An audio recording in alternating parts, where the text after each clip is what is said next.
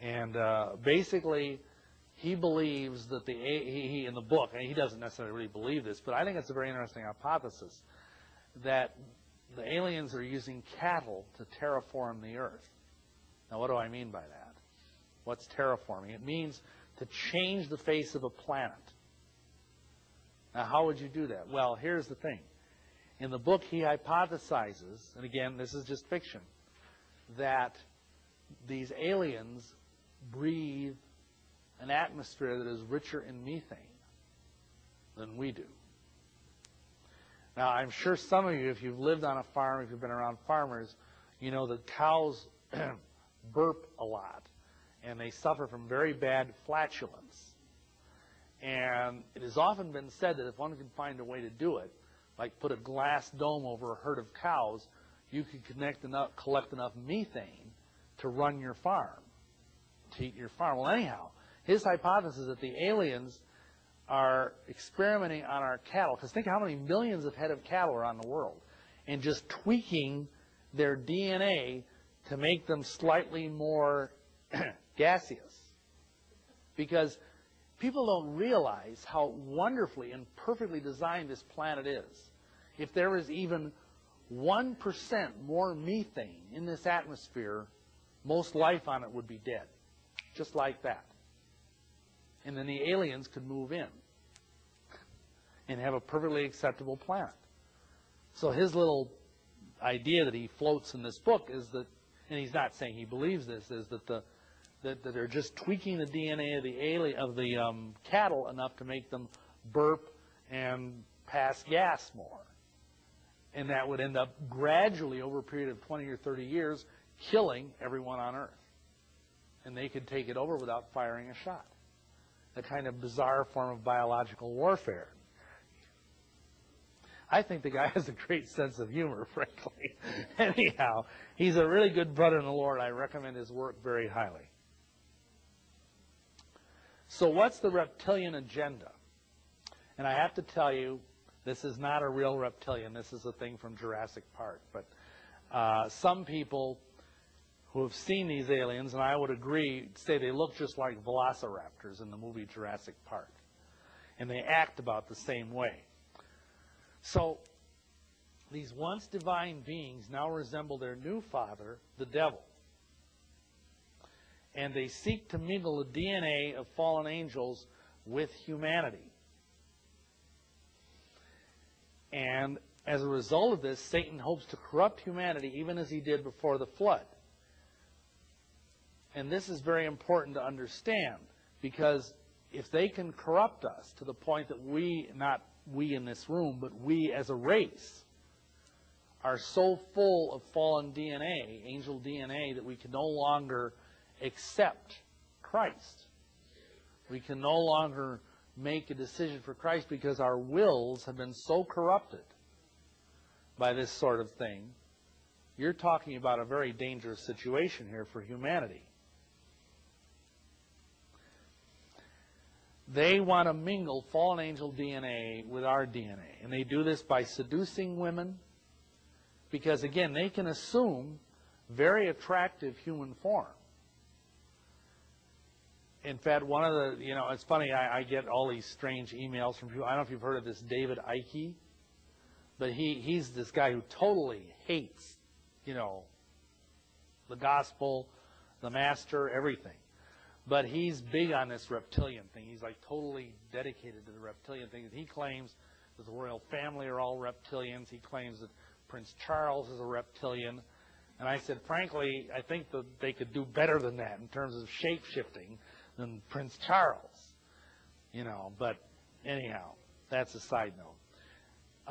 Some of what the guy says is true. It is interesting that down through the centuries, dragons have been repeatedly used as a symbol of power. For example, we were there when we were over in London doing ministry. If you drive into the city of London, you know what the city of London is? It's not the city of London. It's what we call like Wall Street. They call it the city. And it's like this interior little enclave within London where all the financial bigwigs are, all the big bankers, all of the movers and shakers, just like we have Wall Street. Well, anyhow, right at the entrance to the city of London are two giant black sculptures of reared-up dragons. Isn't that interesting? And, of course, some of you may know the symbol of the Kingdom of Wales is a dragon. And, of course, the famous King Arthur, you know what his last name was? Pendragon, which means son of the dragon. And, of course, there's also Dracula, whose name means son of the dragon in Romanian. It's funny how often you see these dragons being used for stuff like this. But they can also assume human form and seduce women. Or they can even, there's some women who want to come to them and have sex with them even as lizards, which to me is, you know, way beyond kinky, but we won't even go there. The other thing they do is they abduct and or rape women, either the typical UFO abduction or else satanic ritual context, as many people have seen these lizard-type beings in satanic rituals and assumed, probably rightly, that they were fallen angels. Excuse me.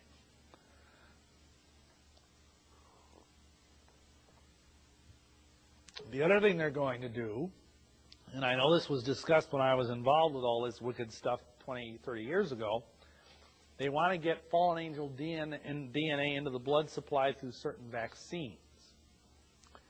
And we all know there's already a lot of nasty stuff in those vaccines. But black magic and black science may have generated the HIV strain.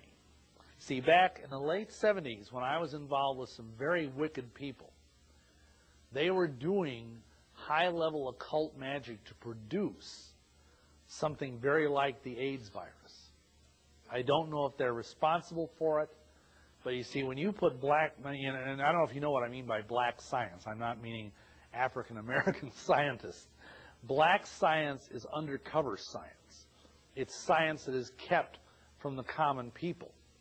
You know, like if you see something on TV, oh, we have this new gee-whiz microchip that runs at, you know, like 2 teraflops and blah, blah, blah. Well, you can bet that they've had it for like 20 years. You can assume that anything that they're letting us have, they've already had for 20 years, and we're getting the sloppy seconds. So there's all kind, like just as an example of this, my wife Sharon used to work at the university years ago, in fact, 70s, University of Wisconsin Medical School in a top secret area. And they were cloning bodies and body parts back then at the University of Wisconsin. And that was like in 1975. That's 30 years ago. And now, oh, well, we're almost ready to clone a person. We don't really want to do that because it might be illegal or immoral. They've been doing it for years. They've honestly been doing it for years. And the kind of occult stuff that was being done involved actually reaching into DNA and twisting and transforming the DNA. And I think this is one possible scenario for the mark of the beast. Because these people have plagues in the wings, which makes Ebola look like, you know, a case of the measles. And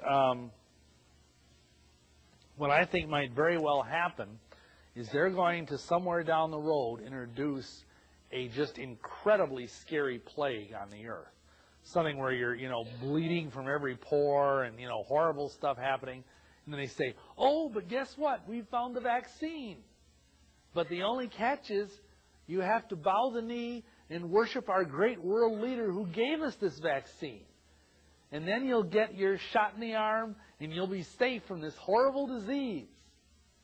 And when they give you that shot in the arm, they will give you what scientists call the luciferin gene.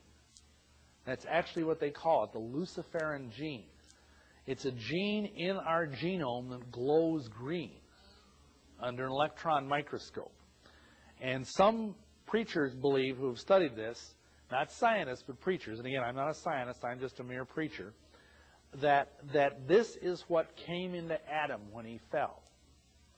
And what they're trying to do is they're trying to promulgate even more of this. That this is like the death watch beetle that's inside of every human being, this luciferin gene. And once you get this in your system, you're lost. You'll never, I mean, if you're, you know, and you know, if you are a Christian, I don't know what it would do to you. But if you're not a Christian, forget it.